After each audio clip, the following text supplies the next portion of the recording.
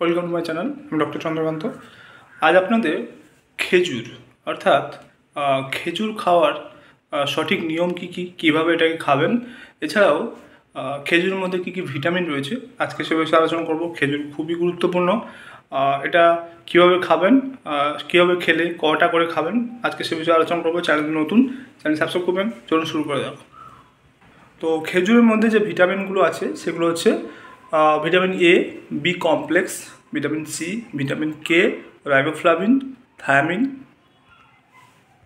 এছাড়াও রয়েছে fibre, ফোলেটস, antioxidant. তো খেজুরের মধ্যে এত কিছু ভিটামিন রয়েছে এবং খেজুর খুবই গুরুত্বপূর্ণ।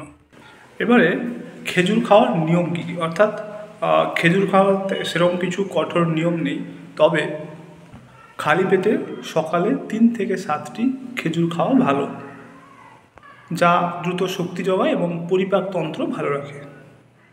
এছাড়াও রাতে ঘুমানোর আগেও আপনারা খেজুর খেতে পারেন।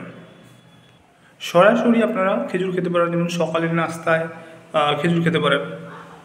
খেজুর জলে ভিজিয়ে খেতে পারেন, যেটা আপনার হজমে সাহায্য করে। সাধারণত দিনে 3 থেকে 7টি খেজুর খাওয়া খুবই উপকারী। সাধারণত আপনার শারীরিক অবস্থা এবং পুষ্টির চাহিদার উপর নির্ভর করে এটা পরিবর্তিত হতে পারে। খেজুরে প্রচুর পরিমাণে প্রাকৃতিক চিনি থাকে, তাই ডায়াবেটিস রোগীদের বা সুগার রোগীদের এটা কিন্তু ভেবেচিন্তে খেতে হবে বা বেশি খাওয়া উচিত নয়। অতিরিক্ত ক্যালোরি অর্থাৎ বেশি পরিমাণে খেজুর খেলে কিন্তু ওজন বৃদ্ধি এবং নানা মেটাবলিকের সমস্যা হতে পারে। তো আজকে জানলেন যে খেজুর খেলে কী কী উপকার হয় এবং খেজুর খাওয়ার নিয়ম কী কী, এবং খেজুর মধ্যে কী কী ভিটামিন রয়েছে সেটা আজকে জানলেন। আপনারাও এই নিয়মে খেজুর খান, অবশ্যই ভালো উপকার পাবে। তো আজকের এই পর্যন্ত। চ্যানেল নতুন, চ্যানেল সাবস্ক্রাইব করবেন, লাইক করবেন। Thank you for watching.